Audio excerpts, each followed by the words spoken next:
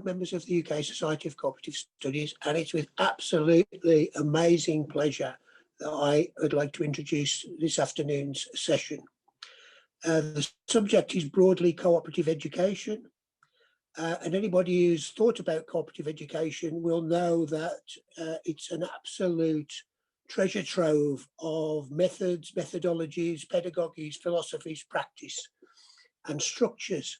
And to set us on our road today, we've got a tremendous double act to kick us off. Professor Mike Neary from the University of Lincoln and the principal of the Cooperative College, Cilla Ross. Their topic of conversation is going to be the Lung 2019.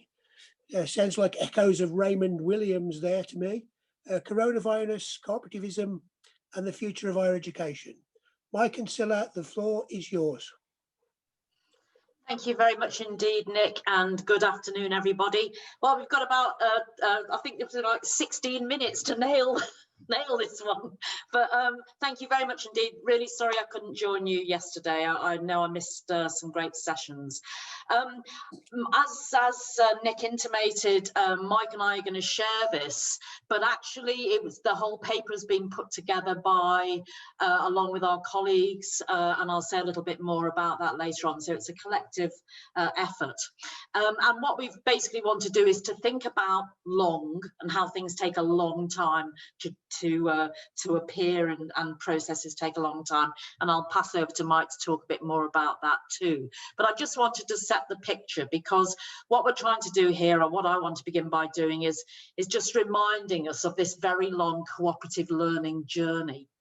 And for those who didn't know, last year was the centenary of the Cooperative College, and I said at that gathering that a central part of the plans for the centenary year was to establish a cooperative university across the UK.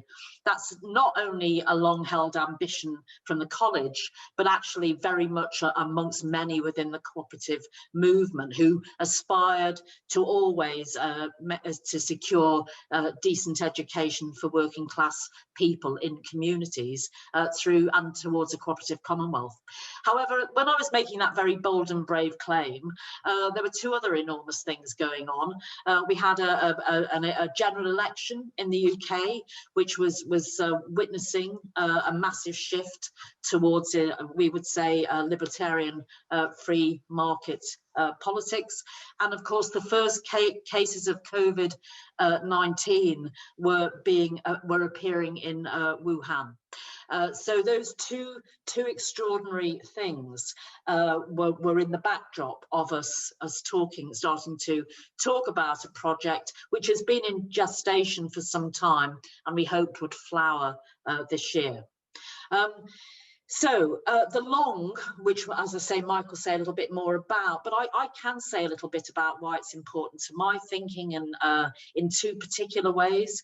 One has been, and Nick alluded to this, to the idea of a long revolution, a long way of thinking about things, how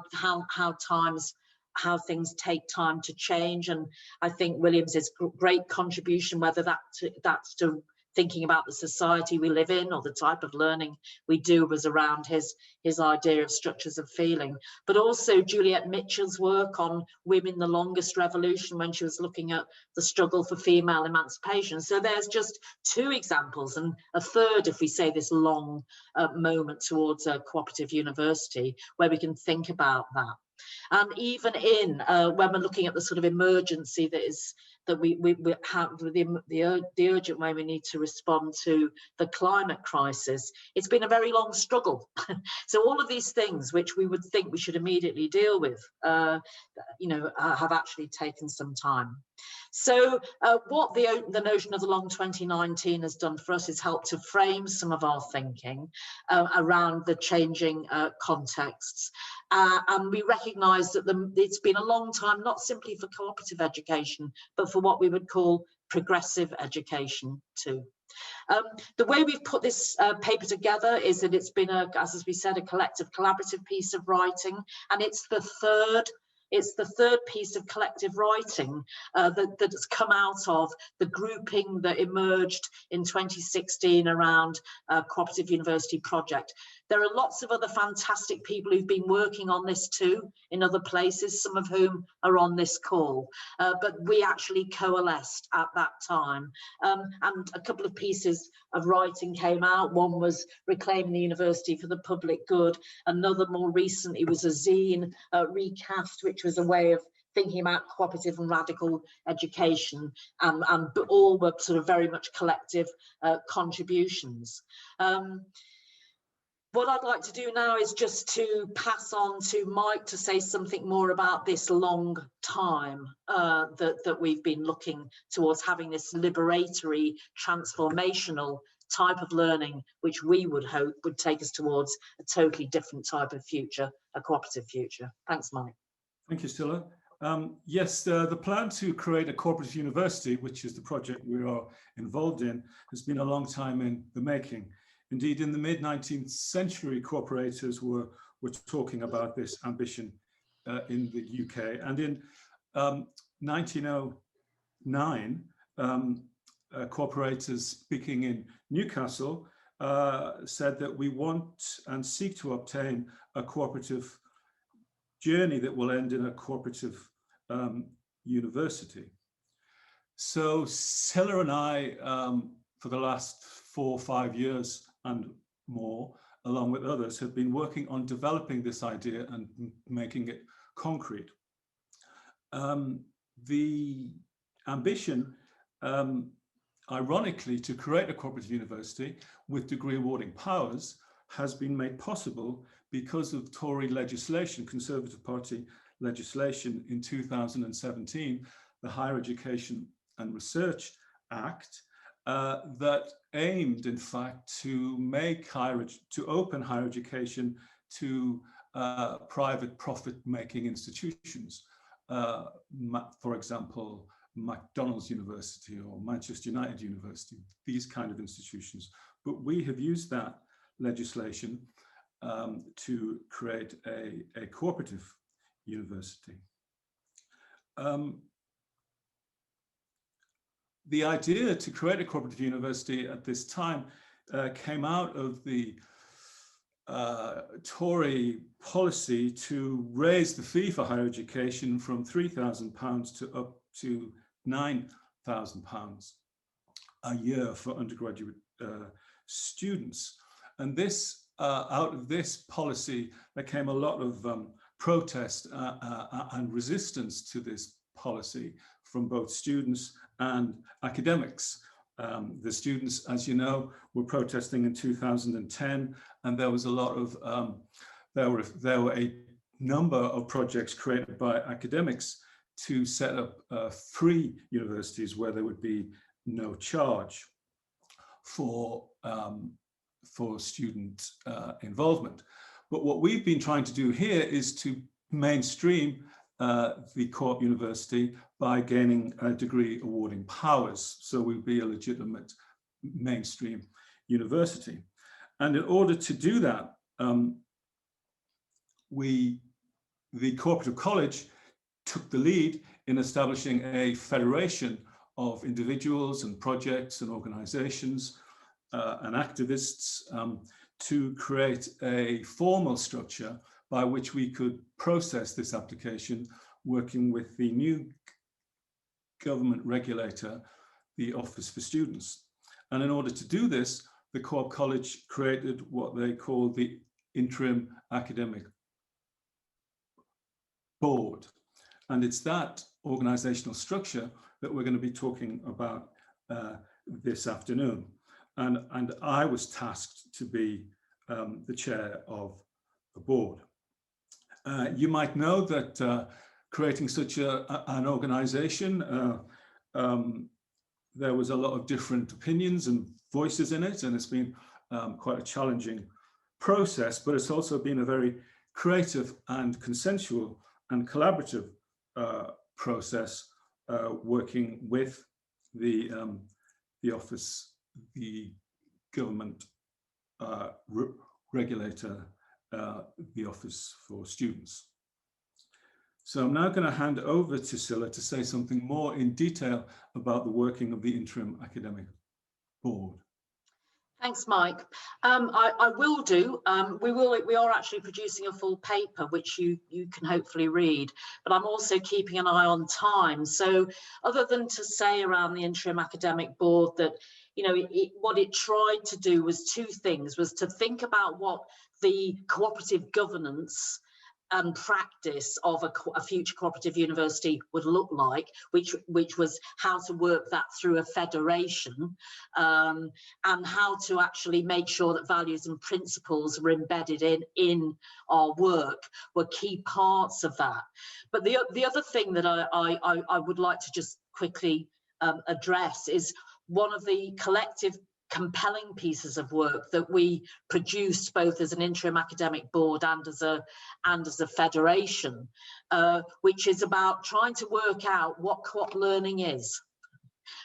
What is cooperative learning? Because we probably all think we know what it is, but how do we, in this sort of grouping, this very autonomous grouping that comes together, that, you know, which has different understandings, different knowledges, different approaches, perhaps, about what co-op learning is.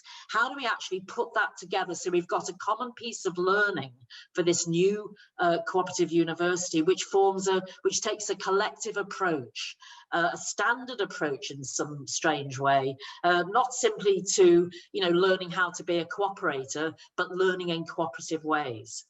And that's a really key distinction that we've made in our work.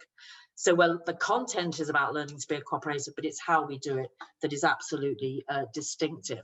And alongside of that, we made sure that we took approaches which also exist in the mainstream of progressive HE, which is interdisciplinary approaches and that sort of collaborative, collective way of going about things. It was quite a challenge getting that group together so that we agreed on what that fundamental piece of learning would be, and we did it in the end. But what it became clear to us was that it didn't matter in a sense what people went on and did in terms of a discipline. Getting that right in terms of a fundamental collective piece of learning, which saw the cooperative as a site of pedagogy, was absolutely critical to the project. Because if you don't actually enable people to learn how to be cooperators, as the pioneers knew better than anyone, then actually, you know, you're not going to get that sustainability. You're not actually really going to have something to build on. So that was a really important thing that we did, and along with other colleagues, started to think about what cooperative learning is, how it's constituted. And, you know, just keeping our eye back on the long before I pass over to Mike. Of course, a lot of these ideas came out of the 19th century, but one of the things we tried to do, and I've done that with Malcolm and with other colleagues like Mike, is really think about how all those different ideas intersect. You know, what is it that all comes together to make this thing called cooperative learning? Mike, you might want to say something. Well, only that we did say, or we could show a video now of one of our collaborators, which is an art school in Hull called the Royal Art School. I think the video lasts about 3 to 4 minutes. 3 minutes, yeah. I know thank you, Mike. I know those colleagues, if they were here, would apologise because it's quite quick. So you've got to read really quickly. Yeah, I think it'd be great to show it because it does demonstrate, doesn't it, Mike, and you know others on the call, how we really had to so that people doing art, people doing sociology, people doing science, people doing literature, people with all these different interests. But how do you make this around cooperative learning towards a cooperative commonwealth? How do you bring all that stuff together? It would be great, Rory. Can I just, if you can stop. Are you ready to go with this? Yes. Thank you.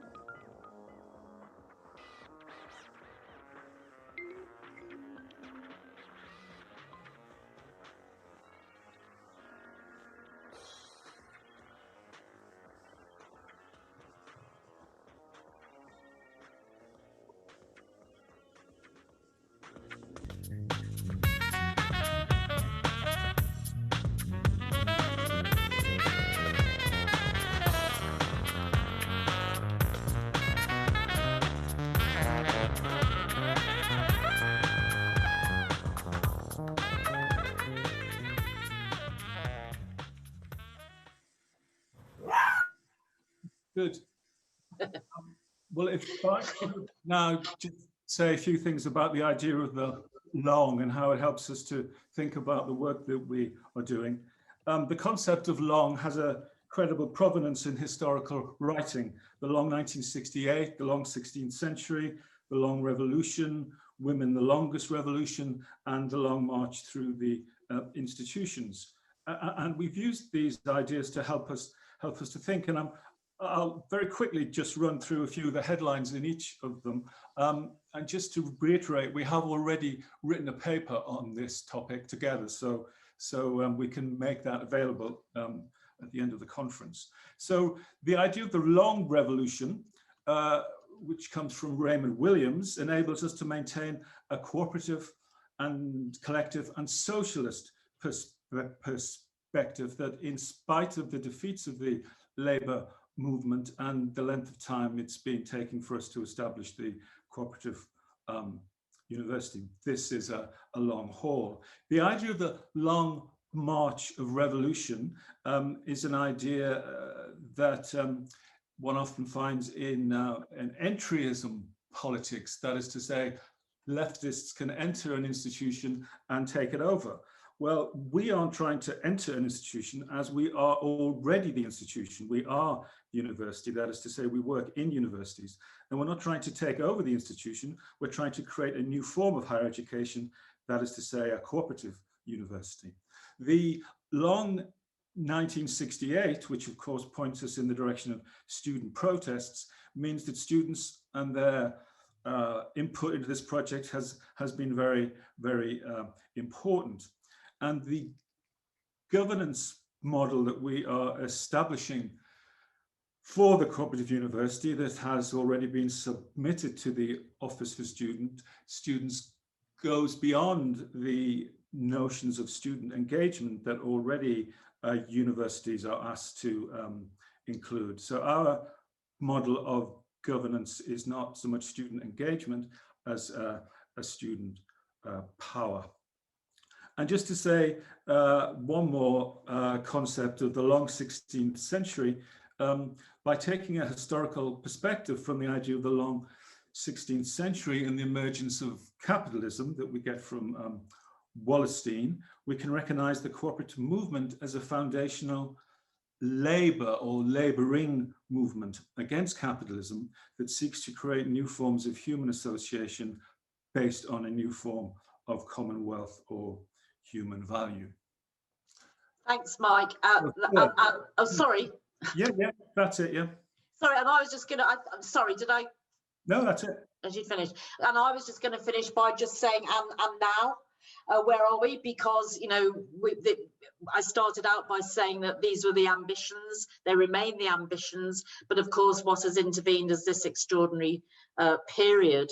And it's great and also very challenging for organisations like Feral, who are out there as cooperatives doing, and they're registered with Co-ops UK. And if you visit Co-ops UK, you can see all their pictures on the walls, doing cooperative learning. And of course what COVID has meant is they're not able to carry on that practice, and you understand the frustrations, but for us, you know, what we're doing is we're, you know, Office for Students are not looking at new registrations currently. We know, as I think somebody, Nick, mentioned right at the beginning, UKHE is in some disarray currently, so the ambition absolutely remains, but we are looking at different ways of doing higher education. We're looking at different ways of connecting with some of the great work that everybody is doing elsewhere.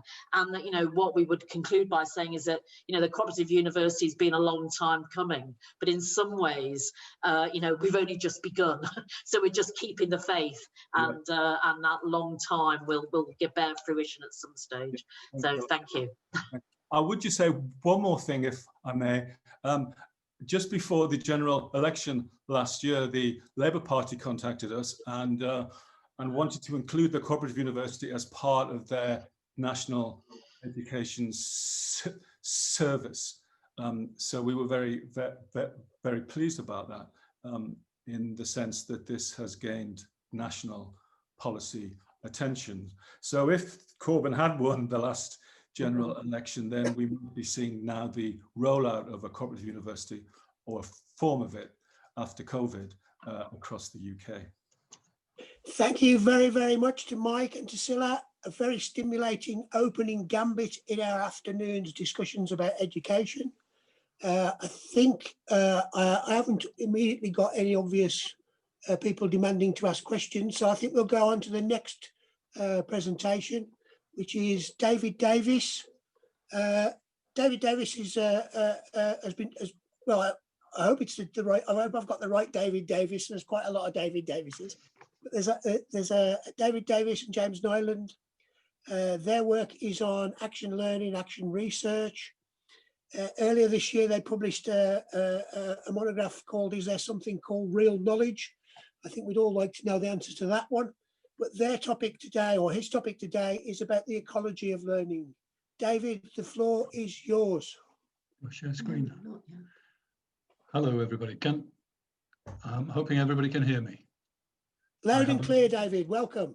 You can. Thank you very much. I appreciate that introduction. There's only one David Davies from Wythenshawe, Manchester, I think, that's involved in this business. I'm assuming people can hear me and see me, although I'm going to open my presentation by sharing my screen.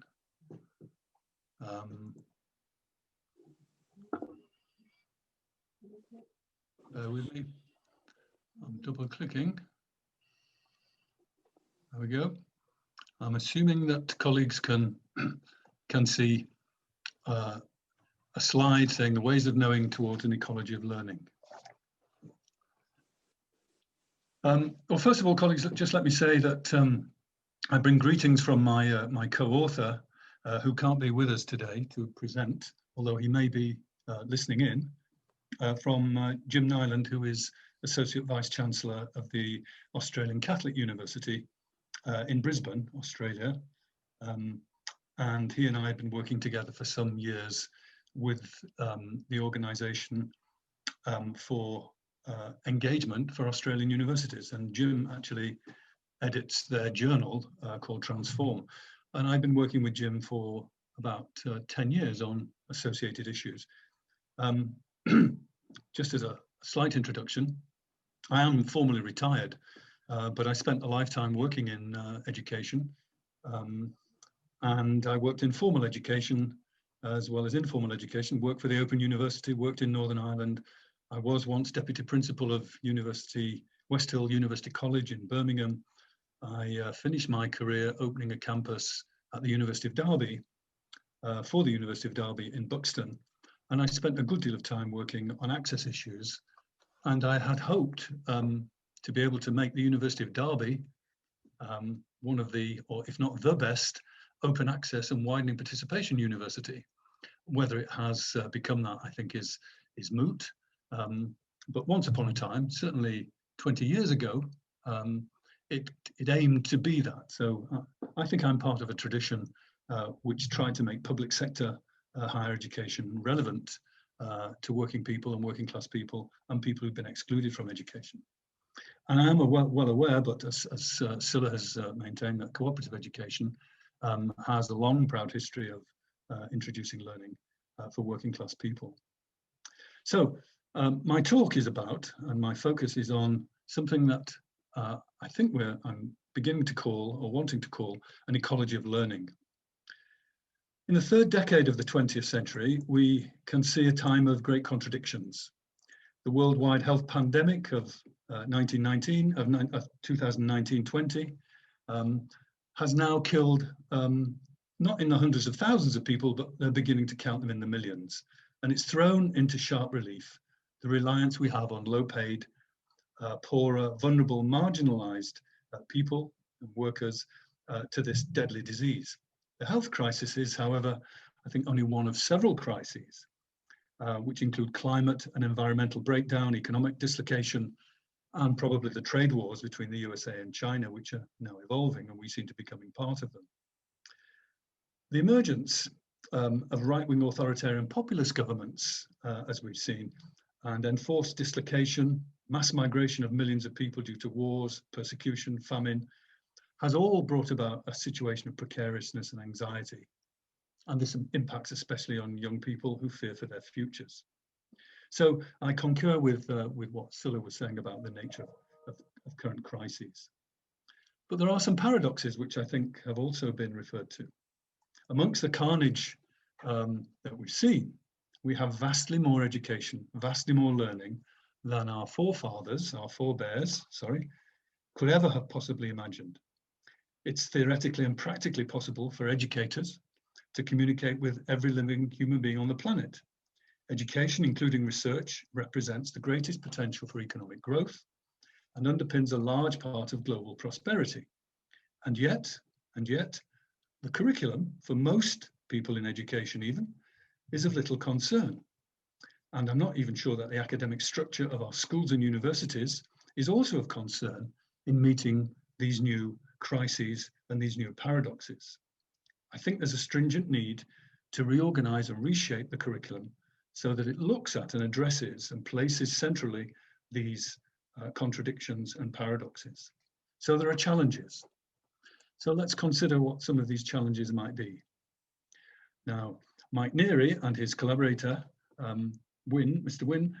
Professor Wynne, have in very recent times suggested that space can be opened up for questioning the logic of the capitalist state, which has created a market-based model of social development and a commoditized and monetized university system. And this is undoubtedly the wider context for looking at the relevance of the curriculum. And we mustn't forget, of course, that in the 1980s, there were critical and transformative learning programs for adults and beyond that as well. And we mustn't, as I think Cilla has reminded us, forget the struggles of the past, the struggles for what Richard Johnson became very famous for, expanding on the nature of really useful knowledge for working people, which in our era has to reflect the contemporary need for cultural and social change. There is within this a growth of individualism within the economic neoliberalism of modernity. I think that means a continuously changing policy context and a hostile environment to such forms of learning. And government itself has proved itself negative as a factor, as education has evolved increasingly as a consumer good available on the market, just like any other commodity. This is a challenge for us, a major challenge, one that we need to address with critical and decisive thinking and analysis. The challenge is that the curriculum which now exists and is defined as much by its values of exclusion and elitism as by its content must be reshaped. We need to design a curriculum for a specific set of social purposes with a content and methodology which understands the hidden curriculum. So where do we start and what are our points of departure? Well, I think it's important to recognize that inequality has, by the year 2020, now become, once again, a positive social program. Those who are outside the self-determined echelon, in the UK, this comprises the Oxbridge Group, the Russell Group, and research-based universities, everyone else is deemed as second or even third class. It's as if we were back to travelling on a Victorian railway network. What George Orwell called the graded snobberies of the English are alive and well in the university hierarchies. The British system is in particular distorted to fast-track those from the Russell Group universities to well-rewarded careers and enhanced life chances. The rest are shamefully neglected, and countrywide in the UK, some 20% of the population are functionally innumerate, and 1 in 6 are functionally illiterate. That's now in the year 2020. The issue goes then to the core of where university education sits in relation to its people and its communities. Is it designed for those who can succeed in a supposedly meritocratic and competitive arena, where those who fail are deemed to have been left behind? The elite institutions seem prepared in this generation to leave behind those who are dispossessed and marginalized by conventional schooling. There's been no second wave of reform and no new goals agreed for the third decade of the 21st century, beyond that of accommodating to the digital and techno revolutions. And I think this is the key question for the cooperative university. How do we produce a change of that magnitude and of a scale which impacts upon the masses? The new social constituencies and learners, nevertheless, have emerged hand in hand with the emerging crises. The world's poorest, those dispossessed by war and famine, the refugees from persecution and penury, the victims of climate change and environmental degradation, and the racially and religiously oppressed, they've all appeared and reappeared on the stage of history. This sets a new agenda, I think, for higher education, since education and literacy in its wider sense is something that poorer and neglected and oppressed people need still, and which isn't given willingly, including those in the left behind and the abandoned old industrial countries, maybe even in the rust belts of the metropolitan countries. So new points of departure are suggested by this. One of these concerns the content of the curriculum, I think, in the expanded higher education sector, which has continued to be dominated by vocational concerns. What industry is supposed to want or desire, with little regard given to the way the curriculum acts to reinforce existing social, sexual, and racial divisions. We've created many new educational institutions, which have entirely changed the funding and economic function of universities within the last 20 to 30 years, and we've widened participation to unimagined levels. Yet I don't think we've asked, what is the engaged and universal literacy we need to address the current challenges? We haven't produced the critical curriculum and new knowledge which the massive social dislocations in which we're living, both good and bad, actually demand. So we're suggesting that this new knowledge is a form of cooperative wealth and social capital. It's not a pedagogy or a type of student involvement or an existential engagement, important though these are. It is, as Stuart Hall reminded us more than 30 years ago, a matter of knowing something. So one of the key points of departure, and it's almost 40 years since Stuart Hall himself actually articulated what he thought and what he called a universal literacy, that he argued would be a major gain for working people. And he was working at the Open University when he did this, and the Open University was supposed to deliver some of this. And we could argue probably long into the afternoon about why that didn't happen. But Hall argued that knowledge needs to be acquired in the context of a general education, which involves comprehensive literacy and skills, and thinking skills in particular, the skills of analysis and conceptualization, using ideas and critical thinking. This brings to the fore, I think, what has been called in recent times the wicked issues or the social evils, which are part of the paradox which I started, and identifies the tasks of higher education as developing strategic goals, including pedagogies, and identifying the right content. The probabilities of change should encourage and persuade universities then to examine the embedded hidden curriculum and the question of values, for example, patriarchalism, colonialism, imperialism, and racism, which infuse the hidden curriculum and which have proved inadequate to the possibilities of change. A curriculum which questions established and conservative academic systems and structures won't be sustained without struggles. And Stuart Hall pointed out, and I quote from him, there is nothing simple about the disciplines which are required to really know anything and no easy escape from them. So different kinds of knowledge will be required, perhaps also involving what Peter Hyman called and has recently been advanced in public debate, a balance between what he called the head, the heart and hand knowledge, between well-being, problem solving and creativity. In Australia, Noel Pearson, in an Australian context, has perceptively referred, in terms of his background and experience, to the notion of peoplehood, by which he argues that knowledge is generated in intermediate levels of social organization, somewhere positioned between the close units of the family and kinship groups and the wider social belonging, which is more universal. Hence the significance of cooperation and cooperativism. At the end of the day, individuals must be persuaded that universal education, universal literacy is for them personally, as well as for the subordinated and excluded categories of people. This cannot be priced as a commodity. It should be free and universally available to all who can benefit.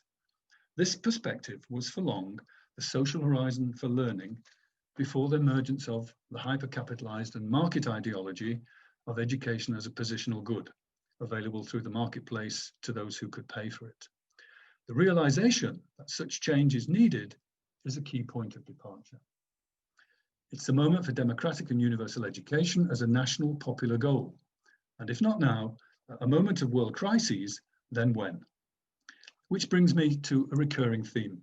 And I think it's at the heart of much of what all of us working in progressive education are concerned with, and that's the nature of community. Why is community relevant to what we've called ecological learning? Well, the forces that are destroying the environment today in many parts of the world are destroying human communities as well.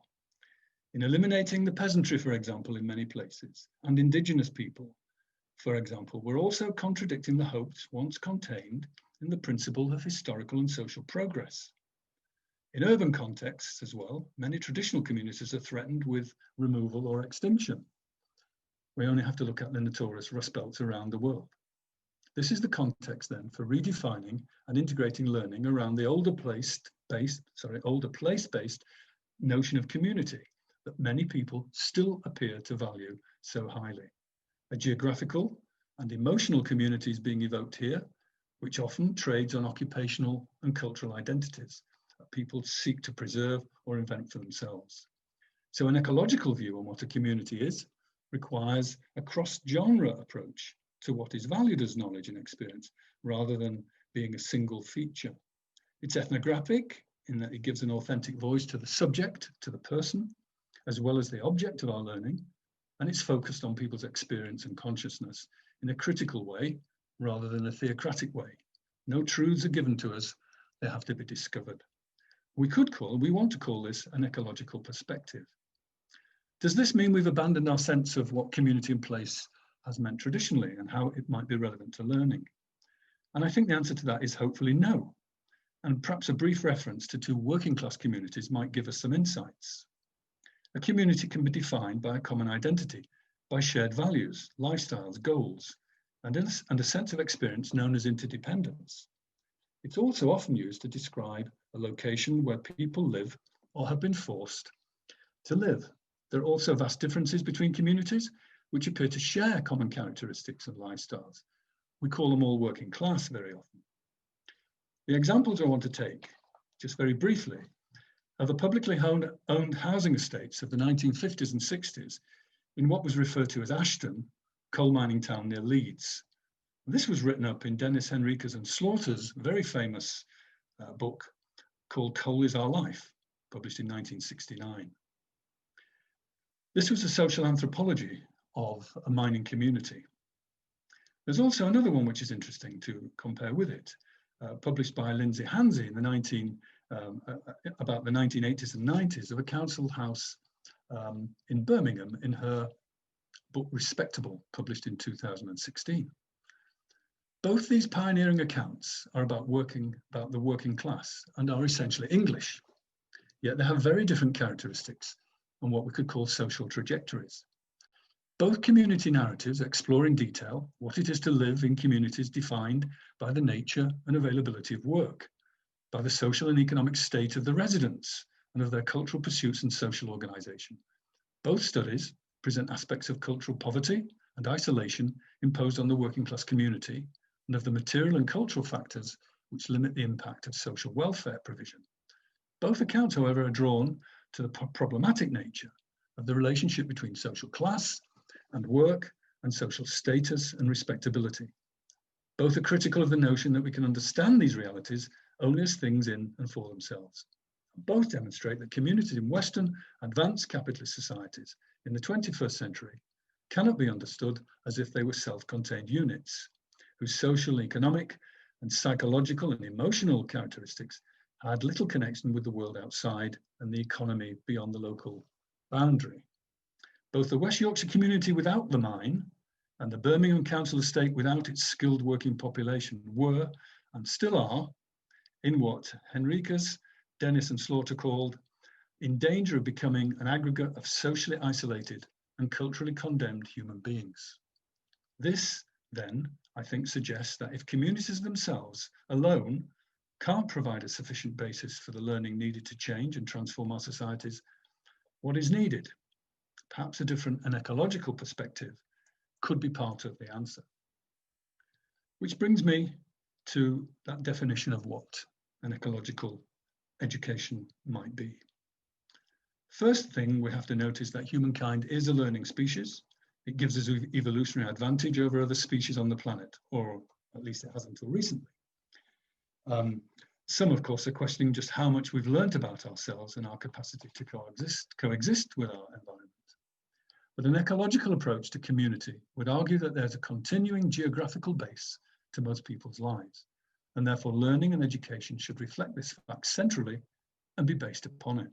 This means, in turn, that there's recognition of elements working within an interactive and mutually interdependent system, rooted in place, location, geography, culture, and shared experience and imagination, which makes up a community which evolves and develops. Michael Newman, in his classic study of adult and community learning, demonstrated that we need to think in terms of specific communities, with their class and gender, neighbourhood, ethnic, racial, urban and complex social characteristics. Communities are thus a complex whole, made up of a series of minorities and sub-communities, each with its own interests. But once we're able to think of specific communities, the argument runs, we're in a position to decide what's realistic and necessary for individual self-expression and group cohesion and collective action. Which brings me to the question of subjectivity and action. The argument advanced here is that the characterization of the relationship between community and learning involves partially rethinking our idea of community so that it embraces this idea and sense of place, time, and collective imagination. These features, we are arguing, are ecological because they're part of social being, because they're rooted in the place, its traditions and cultures. And the lesson here is that the ecological environment is also one of consciousness and feeling, and where Raymond Williams' structure of feeling concept is pretty critical, I think, to one aspect of this, as well as being geographical. So to be changed, these communities have to be reimagined. Part of this reimagining and understanding also involves how we relate to what we could grandly call, and must be called, the cosmos. Because this is another aspect of what we learn and of how we learn in our journey towards understanding the environment and the significance of place. We live on the planet Earth, and the increasing dangers from climate change and environmental degradation are threats to the entire planet. No amount of personal wealth can exempt a person from its effects. As we've seen today, even the President of the United States can get coronavirus. The unavoidable question arises then, what kind of knowledge, what kind of learning is needed for us to understand and apply our increasing consciousness of the planet and its vulnerability? What kind of consciousness is needed of the scientific cosmos and the actual time-limited aspect of the eternal universe, of the planetary objects out there in their millions of billions, out there in the eons of evolutionary time, some 14 billion years, we're told, that preceded our existence today on this particular planet, at this particular moment, in what cannot be, but seems to be, endless time. This is the point at which materialist science, the rational core of our knowledge since the Enlightenment, and social thinking, social thought in the form of critical social science, needs to come together. A new relationship of science and ecology to social science is needed. Imaginatively, it seems to us that we have to give science meaning and significance, and this is the task of our culture and of our thinkers and of our teachers. It's the task of our learners. What we make of our subjective experience in our communities of interest and our places of interest and our identities in relation to evolving scientific knowledge of the planet and in respect of its existential danger will depend on the kinds of creative learning and critical thinking we evolve for ourselves. This forces on us then a new imaginative purpose, which is to safeguard the future of the planet and the species as a central component of our learning. The economic models on which our understanding of economies and social lives are based then have to be recognized as having a fundamental mistake at their center. They assume a self-regarding and self-serving version of human existence exists at the core of the universe and of the natural world. The planet's ecological variability and fragility is simply invisible. But nobody wins the human race. What we're encouraged to see as economic success ultimately means, under present circumstances, planetary ruin. So in response to this ecology of learning, it may well involve placing ecology and planetary systems at the heart of the curriculum, at the centre of learning and teaching. The study of habitats, which shape all our lives, including that of the cosmos, could be the platform for exploring ecosystems and the human systems that seem hell-bent on destroying them. The issue here, then, is the making in part, at least, of a new curriculum, which puts at the heart of learning the actual problems and challenges of the living world. And allied to the notion and reality of critical thinking and learner-centred methodologies, again, which colleagues present today have written about, we can perhaps see a progressive basis for a better education, one in which both content and form of learning is reshaped to fit a world which knows it must change in order to move forward. So, in conclusion, we've suggested that a geographical and identity-based community is still a powerful organising and framing concept. It retains resonance and the power to mobilise sentiments and feelings and imaginations. We want to appear to retain that. Yet it's now undeniable, I think, that we face not just the wicked evils of global poverty and injustice, but possibly human extinction and species extinction. If this is truly the case, then we need to rethink and reshape our attitudes and understandings of what learning is and does for us, specifically in relation to our understanding of community and the significance of our ecology over time and through space. This is an existential issue for all of us. We've suggested or hinted that a new ecological education is somehow being signalled in response to all of this, but the outcomes remain uncertain. A new and imagined future will need new ways of knowing and being, and a reformed, universal and critical curriculum to match it. Thank you very much.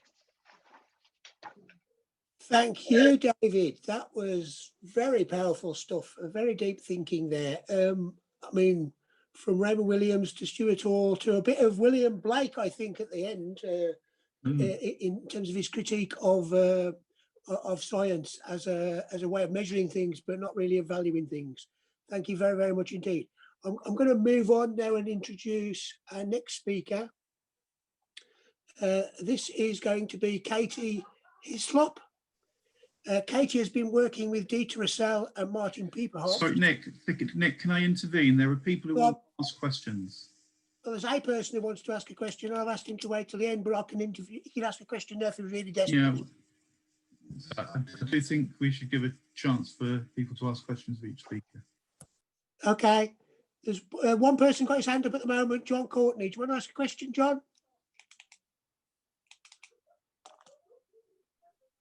Not really a question, Nick. So I've got a couple of reflections upon what's been said. So I don't wish any clarification. And I don't think. You want to hang on to the next speaker then and come back at the end? And let me just finish what I was saying.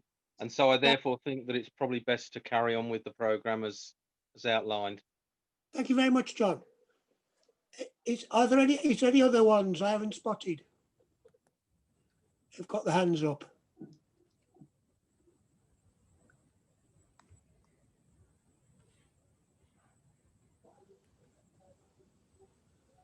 Doesn't appear to be the case. In that case, moving onwards, I'd like to welcome Katie Hyslop to the conference.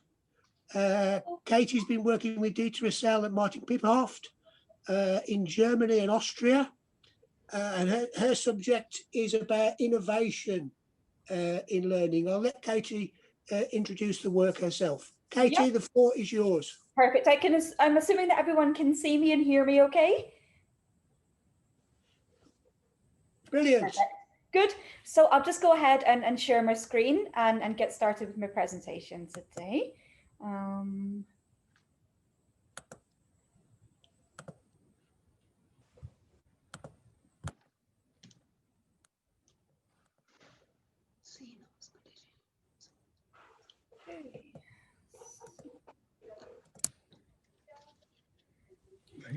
Great. So thank you very much. It's a pleasure to be here today. As I've already said, I'm here on behalf of my colleagues, Dietmar Roessl, who's head of the Institute of Cooperatives and Co-operatives at the University of Economics and Business in Vienna, and Martina Pieperhoff, who is a postdoctoral researcher at the Technical University in Dresden. My name is Katie Hyslop. I'm a lecturer at the Liverpool John Moores University, and it's a pleasure to be able to present the findings of an interesting piece of research that we've been doing at a particularly cool and interesting cooperative in Austria. We're moving a little way from the topic of the session in terms of learning and looking at cooperatives as a space for innovation. And of course, when we innovate, we also learn. So I guess there's a little bit of connection there as well. So let me go ahead and get started. The agenda. Let me just get on to the background and point of departure here today. So my research area is innovation, and particularly on how we can get cooperatives and firms to innovate in a networked way, openly, share ideas, share knowledge, and bring that in and create something together with partners, whether it be members, whether that be organizations, other external actors, universities, the list goes on. And this view is opposed to the closed view of innovation, which suggests that everything within the organization happens in this closed bubble and no information can leak in or leak out. The entire innovation process happens within the confines of that boundary. And when we take a look at the cooperative structure, we see quite an interesting view here when we examine these two perspectives.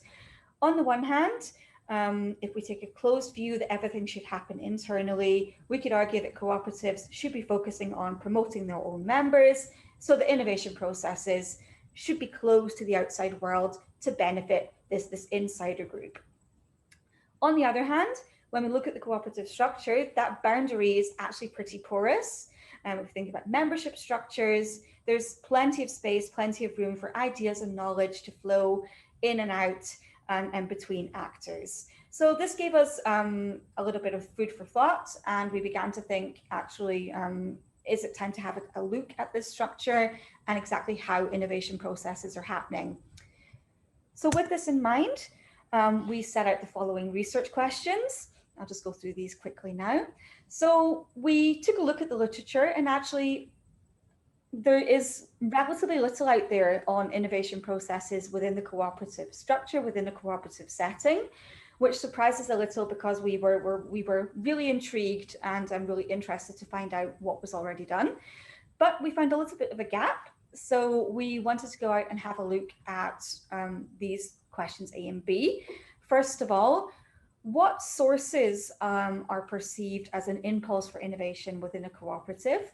And B, which actors are actually involved in the innovation processes? In what way do they help to drive them forward and develop them further? So because we found relatively little out there, we wanted to take quite an explorative approach. So we went down a qualitative route. We wanted to look for a particularly interesting example of a cooperative who was doing interesting things in terms of innovation. And I'll talk about our example in the next slide. So what we have here is a single case study of a successful, innovative Austrian cooperative.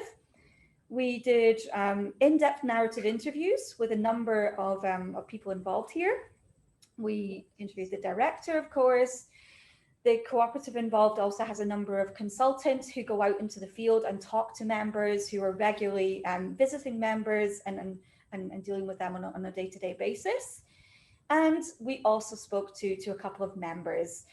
In this case, it's bakeries. So we spoke to two member bakeries. One was particularly innovative and creative, and the other was more traditional. So we wanted to make sure we had a bandwidth there to ensure we were covering a number of points. Let me just check and see. And so we wanted to, the questions were gathered to design together a complete picture of the innovation process here. That's why we wanted to tap into these number of different respondents. And we analyzed our data using the Joyen method, which is a form of grounded theory, which is a very iterative process, which takes pretty much raw text from the interview data and aggregates it again until eventually we build a model and we build a certain number of dimensions that we feel were significant coming out of our interview data. So let me introduce the case cooperative in a little bit more detail. BAEKO is a cooperative in our case here, which is a purchasing cooperative for bakers and confectioners in Austria. It has a long history. It established over 100 years ago with well over 1,200 members. They're based in Linz, which is kind of smack bang in the middle of Austria. And their aim is to take over those tasks that help their members secure their future. They like to take over tasks that can be solved from one place where there's an advantage of collectively solving that problem. They like to do that. They are very proud of their state-of-the-art logistics and storage technology. We had the pleasure of visiting their central warehouse, and it's very high-tech, very smart, and they're very proud of how quickly and efficiently they're able to serve their members. They store everything there from raw goods, flour, everything you need for the bakery and confectionery industry. And I see a number of comments. Let me just quickly check the chat and see if there's anything.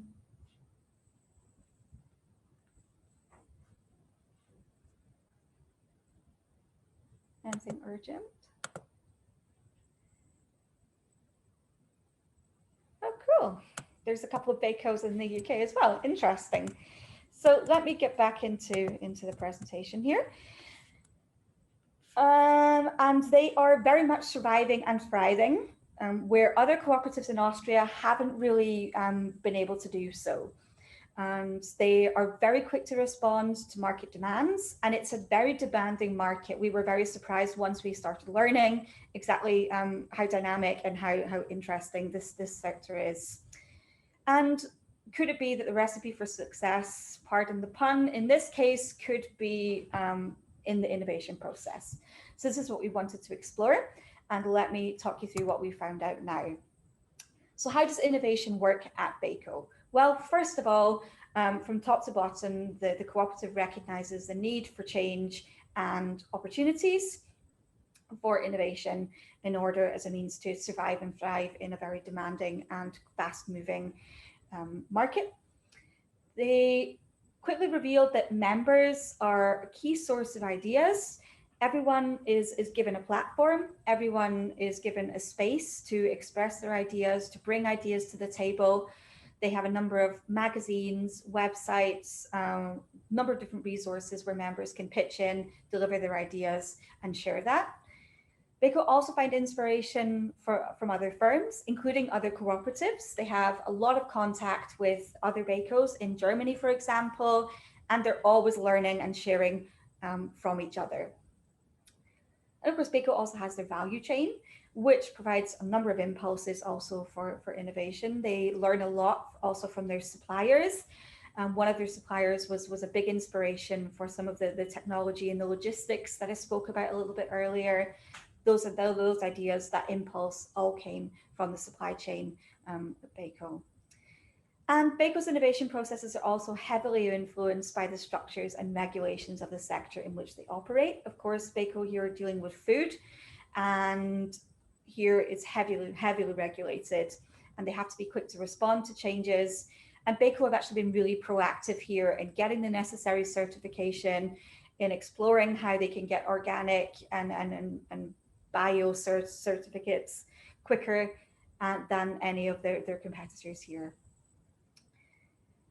So, okay, the list here lists pretty much the main sources of innovation impulse, but what actually happens when that idea comes in, when that spark of inspiration happens? How are these ideas taken forward? And another important question is, who is it that actually takes them forward?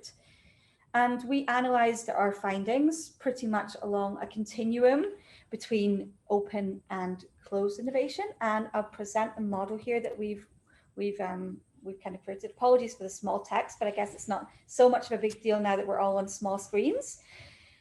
So we see in the middle, we have the BAEKO Centre. So that would be leadership, direct employees, including the consultants that I spoke about earlier, who are going out into the field and talking to members.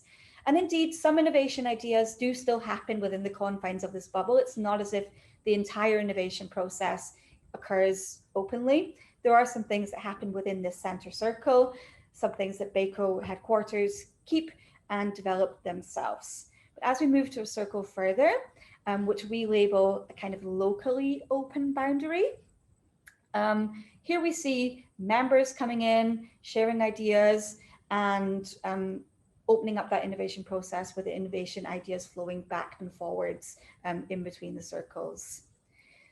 Now, even more open than that would be the completely open boundary. And here we have the other external partners, so the other BAEKOs and the suppliers. And again, ideas are free to flow back and forth across this continuum. So what this model kind of breaks down, what we wanted to achieve here is breaking down this feeling that there's a complete dichotomy between open and closed. It's not one or other. And that's true in a cooperative organization as well. Both are relevant, and it seems to be more of a continuum than just this split between open and closed processes. So let me just quickly conclude. So seeing the cooperative from this networked organization view really is, we think, quite powerful. It really allows us to take into account of that membership structure. Cooperatives are highly networked, and we can include members in that as well. And if we have a look at that, then we can begin to see the cooperative as this multi-layered innovation space, which makes it really interesting and really as a space where novel ideas can happen and can be a real source of strength, of innovation strength here as well. But on the other hand, this potential has to be tapped, and that can be achieved in the case of BAEKO. They were very keen to develop and integrate a really diverse membership base. They have pretty much every single bakery and confectioner within Austria here. So we have everything from really traditional handcraft right through to super creative bakers here. So it's a diverse membership base. And of course, the more diverse, we're able to make the idea pool also more diverse. And also this potential does not necessarily automatically result from this natural cooperative framework, but it also is a management activity here. And BAEKO management were very keen to express how important innovation was to them as a cooperative, how it really was key to them, key to their future and key to their members' future. And they banged that drum also to their members and tried to take as many member bakers with them as possible in regards to moving forward, to developing and growing their technology and innovative potential as well.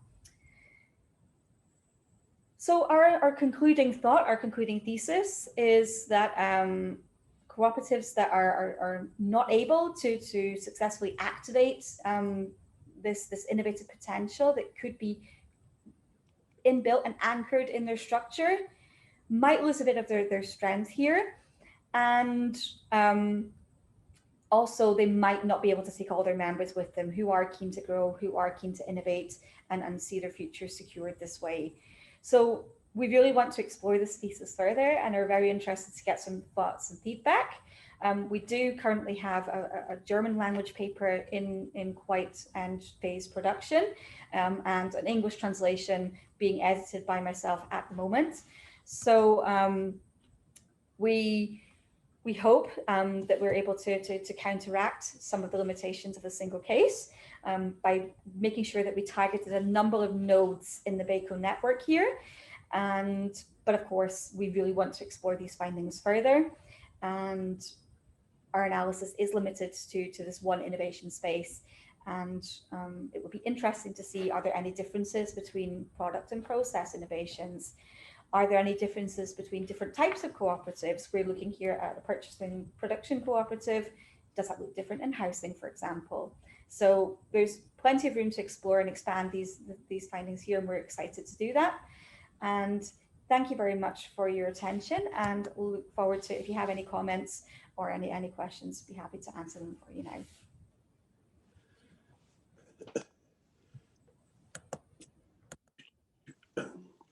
Thank you. Excuse me. Thank you very much, Katie. That was fantastic. I'm particularly myself interested in innovation. I wrote a book about innovation some years ago. It wasn't a very good book, I hasten to add. It wasn't particularly innovative either. But it was around about the ideas about knowledge transfer, about how particularly in process innovation, there's often a need for new knowledge in a business, and that can be quite a disruptive process. The co-op historically in Britain has been very innovative, but not very good at capitalising on its own innovation. It seems to be an open innovation, which means that they've been innovative and then other people have been able to capitalise on their innovation faster than they've been able to capitalise on it themselves. So, right, we're able to throw the floor open. Are you still wanting to ask something or speak, John? Mr. Courtney? Yes, I should.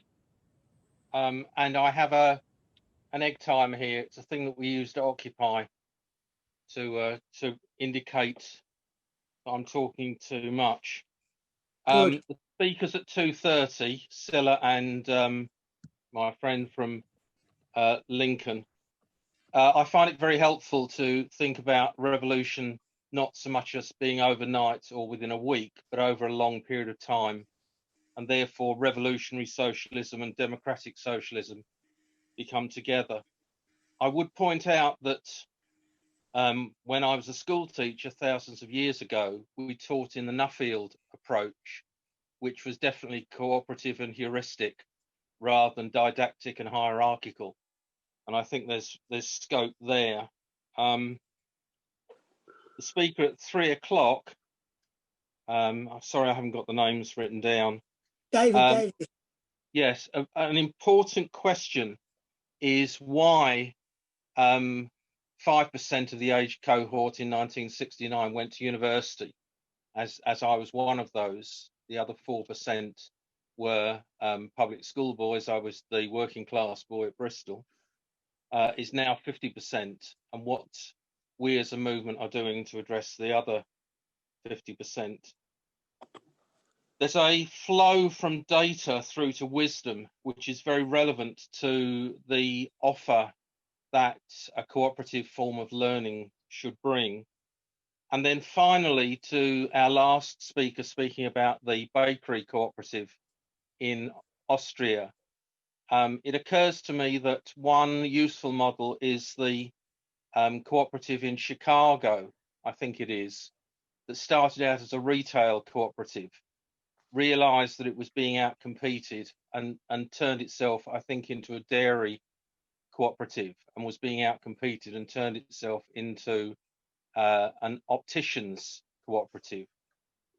And the difference between a cooperative enterprise is one of the useful words that I picked up from our dear and beloved friend Richard, and that's contribution. A capitalist organisation aims to exploit, a cooperative organisation aims to contribute. And finally, all of us, could we refer to one another, please, as fellow cooperators rather than colleagues? It's hurtful to me to be in other places where other terms are used. In a cooperative studies conference, surely we can call ourselves cooperators. My sands have just run out. Brilliant. Thank you, John. Here, Neary, you've got a question or a contribution? Thanks, Nick. Can you hear me okay? Yes, fine, thank you. Yeah, I'm gonna brandish another book. I keep picking old books up off me bookshelf. This is from 2008, and Richard put that together.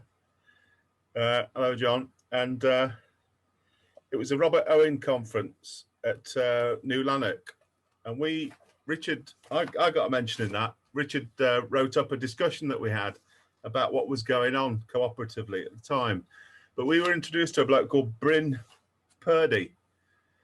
And Bryn Purdy had run a school for schoolgirls that had gone off the rails. And he ended up with this school where kids had been referred to him, and all of a sudden they turned into brilliant scholars and had a productive life. And what he talked about his process, and he got it in the Oxford Dictionary, he talked about that being utopia utopism, that's the word, utopism. And that's about place. What it means is making a place a better place through cooperation. And it struck me that David's talk brought that up, that it is about ecology, but the centrality of place. I think in medical terms, utopic is the ideal conditions for a disease to kind of, or for growth to happen. So you try and promote a good environment in the body, which is all, you know, multivariate and everything. It's quite complex, but I wonder whether that captures something of what David was saying. Of course, utopia has got a bit tarnished with the Engels's disregard for you know, cooperatives as utopian socialists and totally unrealistic. But maybe that needs to be revisited. And I wonder. I always thought this utopism and getting a word into the dictionary is not a bad going, is it? Is worthy of more consideration. Thanks, Ian. Pat Graham, you've got your waving your Thank you hand. very much. Yes, thank you. A great presentation, Katie. I'm an entrepreneur, about to get into my third innovation, working in Scotland, and I wondered how you handle intellectual assets, the whole idea of intellectual property within your cooperative framework, and also linked to your suppliers, because I'm looking at a cooperative model for my current business idea. Yeah, Thank you. That's a super interesting question, Pat, actually, and it's something that we were very keen to get some feedback on as well. Basically, the response we got when we asked, is there any formalized sharing, any formalized IP? The answer was always, no, we don't need that at all. But it's a question that we're very well aware of. And I guess it would completely depend on your situation, and I'd be happy to have a chat with you there as well. My PhD is in this topic, so I'd be super interested to have your email then, because I've had 16 years experience of this. Thank you. Roger Spear's got an interesting question in this space. Roger, would you like to ask it? Yeah, okay. Can you hear me? Yes, thank you. Yep. Okay, so Katie, I thought that was a very interesting case study. But you could see some of what you said as responding to user demands. Yes. And I was wondering, you know, how well. Obviously, there's clearly a difference between that and being innovative.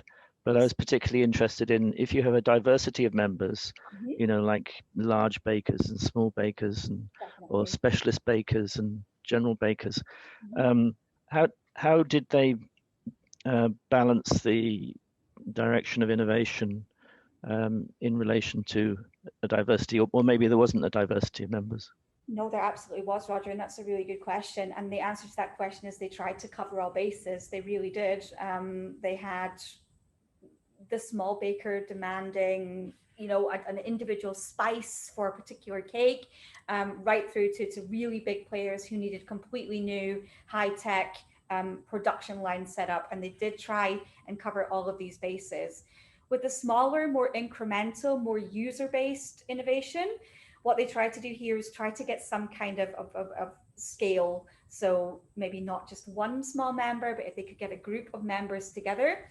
And they did encourage the smaller members who did have an idea to try and speak to others in the group and see if they could get some partners on board there as well. So they did try and cover all bases here, right from really quite breakthrough new technology, right through to quite user-driven changes. I think that's very interesting, Katie, because in my own personal experience, as somebody who's worked in this space, knowledge transfers on legs, isn't it? It's not in books. And if you got one, if you got one of these companies adopts a new process or a new way of doing something, the best way to get another one to adopt it is to go and see them, isn't it? Absolutely, absolutely. It's to see it.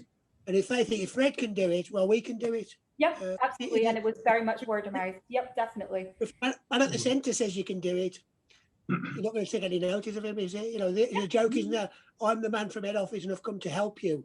It's one of those great cliches of modern. Yeah. Rory, you've got a question. Yes, in the video we watched, this is for Mike and Cilla. I think I was reading the text quick enough to see that there was some distinguishing between collaboration and cooperation. I'm just wondering if you wanted to comment on the differences between the two, if I've read the video text correctly. Yeah, I might ask, you were reading it very quickly. I mean, I just couldn't keep up. But thank you for the question, Rory. And I know there's a huge sort of discussion around this. But Mike, did you want to? No, I'm happy for you to go ahead, Cilla. I think the way that we're looking at it with cooperation and the differences between cooperation and collaboration is that physically they can be the same thing and they can be about a mental approach. But what distinguishes the cooperative approach for us and for, I guess, everyone on this call is how that is framed by values, by a values-based approach to how you do the learning in our case, or Feral do their thinking around curriculum, the way they interact with colleagues and so on. I mean, I wouldn't want to speak on their behalf, Rory, and it's a great question, but I think that would be the difference for me. That would be the distinction. Yes, and if I could just add to that as well, I think cooperation points to something that David was talking about, in that it gives us the possibility to create a form of institution that is not simply made by individuals, a new form of collective knowing that is not collaboration between people, but actually focuses on the collective or the social or the common, what we have in common, and creates an institution, what some people call living knowledge, a new form of social institution that hasn't been yet created. I think that's the real power of cooperativism. And I think there is a tendency when we talk about cooperation to slip into the kind of liberal frameworks of individual self-transformation, focusing on individual learners. I think it's much more important that the point of cooperativism, for me and for others, is that it creates the possibility for a new form of commonwealth, a new form of human civilization, indeed. That's, I think, its power. And I mean, I just thinking, you know, it piques my interest because we've talked about the cooperative economy for a long time, but people are now talking about the collaborative economy. And I wonder again if it's the same. Not for me.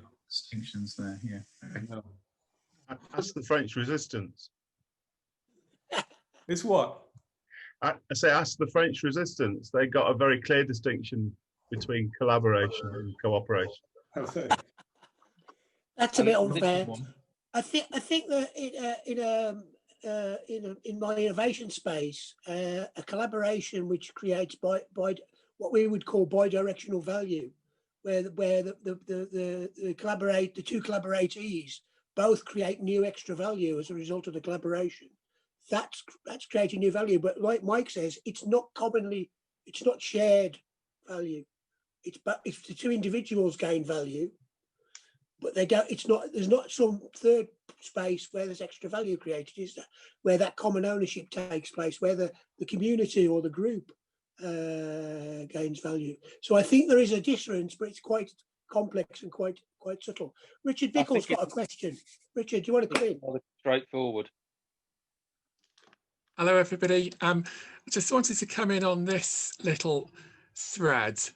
I think I agree with Mike about critiquing and rejecting that kind of idea of a liberal education focusing simply on the individual. But I don't want to completely lose the individual as a player, because cooperation is individuals coming together collectively. And I think that, so we're playing the Brandish book game. This is Cooperative Education, a handbook of practical guidance for cooperative educationalists that was published by the Co-op College in the 1950s.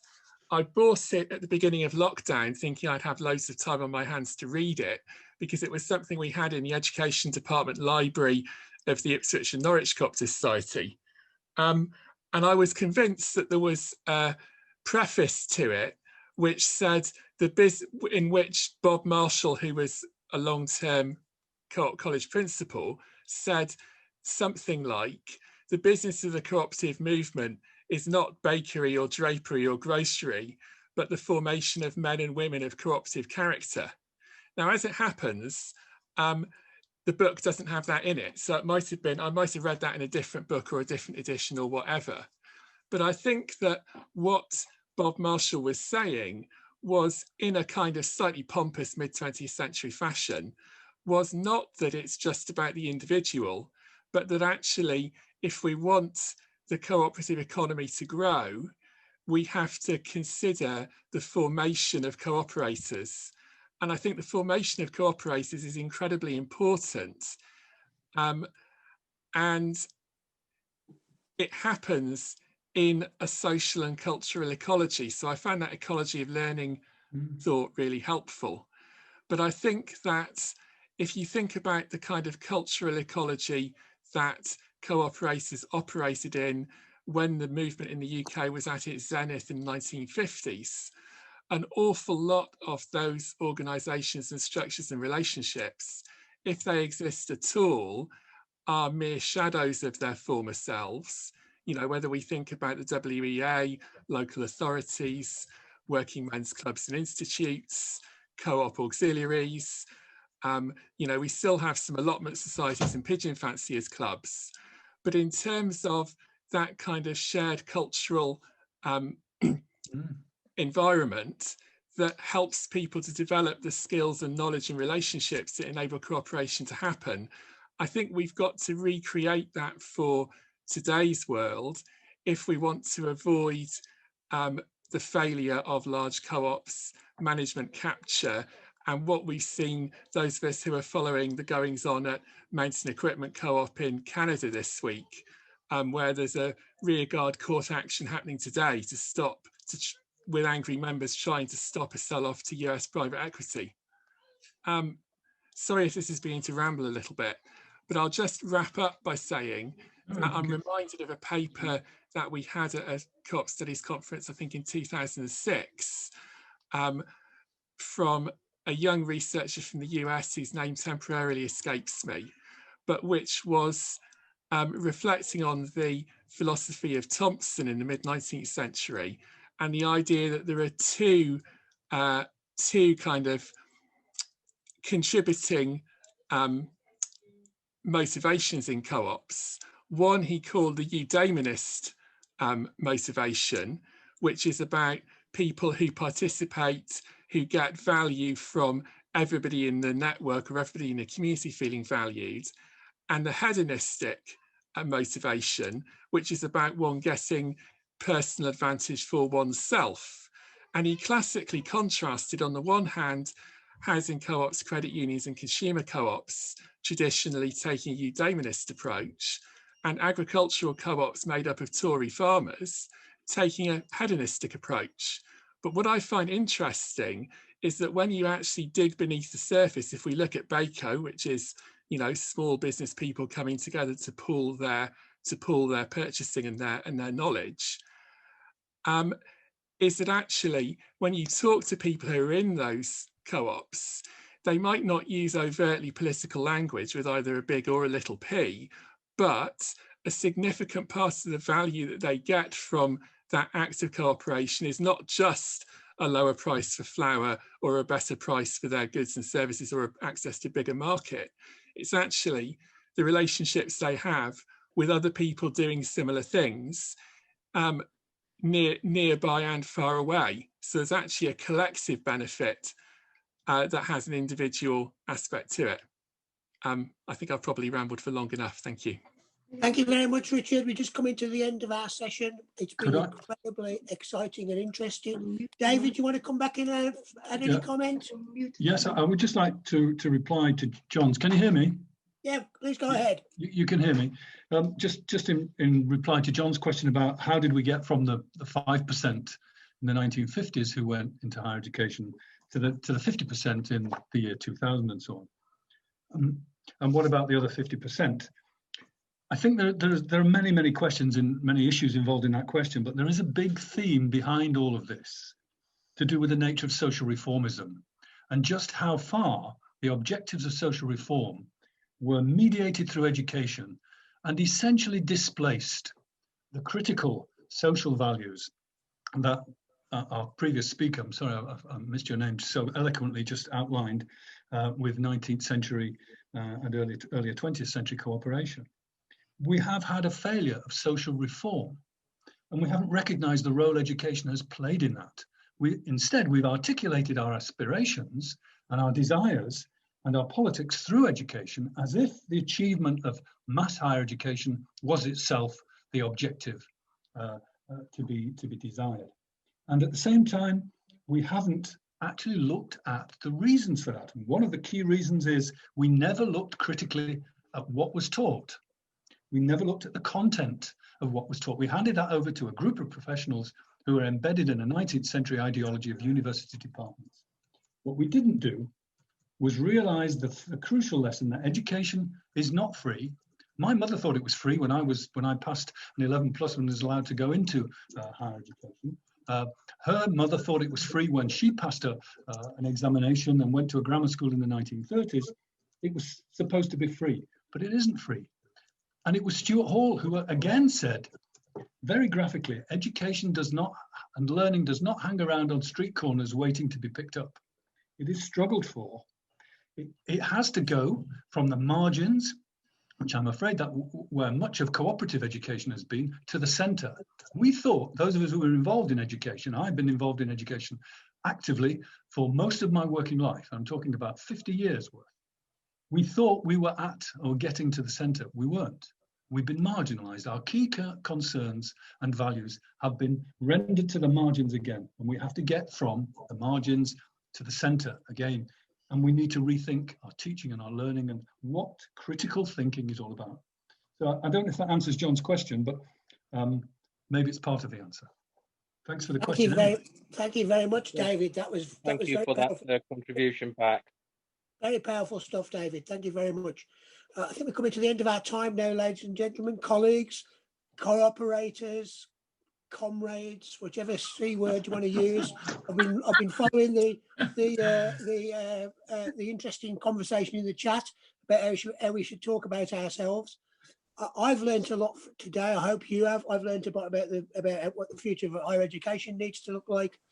I've got a new word about ecology and how that fits into how we think about education and learning. And also, I'm thinking again about innovation. In my own personal experience as a higher education teacher, a very deeply disillusioned one, I come to the conclusion in the last couple of years that we're sort of training people, giving them degrees so they can be middle managers in large corporations, just at a time as technology and the economy is destroying that space completely. So we're equipping people perfectly for the last war, as we always do, whereas we need to be educating the whole person and not just people for jobs. It's time now for us to move on.